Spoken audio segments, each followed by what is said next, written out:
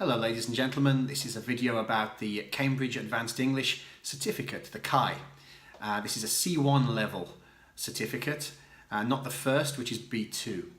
So a lot of people ask me, what's the difference between the advanced certificate and the first certificate? And obviously there's a lot more vocabulary that you'll need to know and some grammar as well. So today and over the next few weeks, I'm going to put together a list. I've got 6 grammar points that you will need to utilize in order to achieve a C1 level.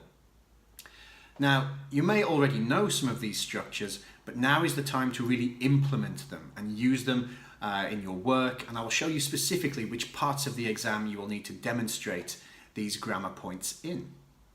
So stay tuned, ladies and gentlemen. We're going to start with the first grammar point in just a second. Okay, so the first thing, it's a bit of a Sherlock Holmes topic. We're going to be looking at speculation and deduction, okay? Now, we're going to be focusing specifically on speculation and deduction in the past, okay? At this level, most people are comfortable making speculations and deductions in the present, but I've noticed that not many people will do it comfortably in the past, and it's very important that we learn how to do that. So it's applicable. Where will we use this? It's going to be applicable in speaking part 2 when you're looking at your photographs. It's going to be applicable in the use of English part 2 and part 4. Quite often they will throw in speculation and deduction questions, and also in your writing, so in a report or any kind of formal writing, possibly an article as well. You'll need to be familiar and actually use this. Remember what I said before, understanding it is not the only thing. You must show that you can use it. And especially in these parts of the exam, perhaps others as well, but especially here, this is a very good opportunity for you to demonstrate this grammar point. Okay, we'll come back and have a look in more detail in just a second. Okay, so starting with speculation, we can use affirmative and negative. So speculating, so we're not sure, this is a possibility in the past. We can use may, might or could, have and past participle. And for negative, so things that we think might not have been this way, you say may or might not have and past participle. Notice, very important, that with could, we only use it for affirmative speculations in the past, okay? So in this type of thing, you would say, where was Robert last night? Because we don't know where Robert was last night. Where was Robert last night? So he might have gone to visit his friend in Madrid. He may have gone to see his grandmother. Okay, I'm speculating. I don't know what happened to Robert, where he was. So these are for speculations in the past. All right, so you have affirmative, negative, must use have. A lot of people forget to use have, and then the past participle. A lot of people put infinitives for some reason, but you must use the past participle. Okay guys, and same thing here with deduction. We have affirmative and we have negative. So deductions are things that we are sure of, or more or less sure of at least. Okay, we're much more sure than if we are speculating. So you would use this structure if you are using evidence, or you have seen proof, concrete proof that something was true or not true, okay? So affirmative, you're going to use must have and then a past participle. In the negative, you're going to use can't or couldn't have and then past participle.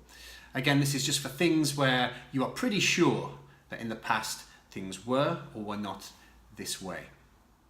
A couple of examples. You could see somebody has achieved extremely good marks on their exams, okay? So for every subject at school, they've got 10 out of 10. You could make a deduction about this and say they must have studied a lot in order to achieve such great marks.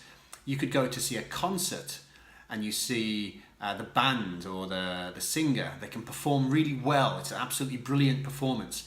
And you would perhaps deduce that they must have practiced a lot to achieve such a good level of performance. So that's just a couple of ways that you would use a structure like this. Okay, so let's use what we've just studied, and there's been a horrible murder. Okay, and we've got this dead penguin here, and there are 3 pieces of evidence at the crime scene. We've got a boot, a suitcase, and a mobile. I'm sorry, my drawings are really terrible, but for this example, they will do now. And those pieces of evidence correspond to 3 people. You've got person A, person B, person C. Okay, so 3 people, 3 pieces of evidence. So we can make a speculation at this stage. We can say the murderer may have been person A, person B, or person C. This is a speculation. I don't know which person it is. Okay, so we need to do some research so we can make some deductions and find the murderer. So we start with person A, and we phone his family and we say, look, we need to speak to this person because they are connected to a murder. And the family say, look, really sorry, but person A is in Italy and has been in Italy for the last 2 weeks.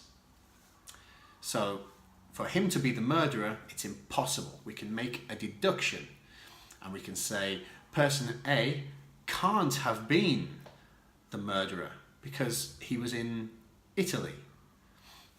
So we move on to person B.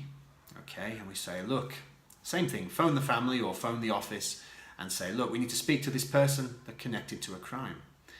And they say, look, very sorry again, but this person is very ill and he's been in hospital for the last 3 days. Impossible that he could have killed this penguin. So again, it can't have been, or it couldn't have been, person B because he's in hospital. So at this stage, it's looking bad. We can make a deduction. We've eliminated 2 pieces of evidence. There's only 1 piece of evidence left. So the murderer must have been person C because he's the only option left.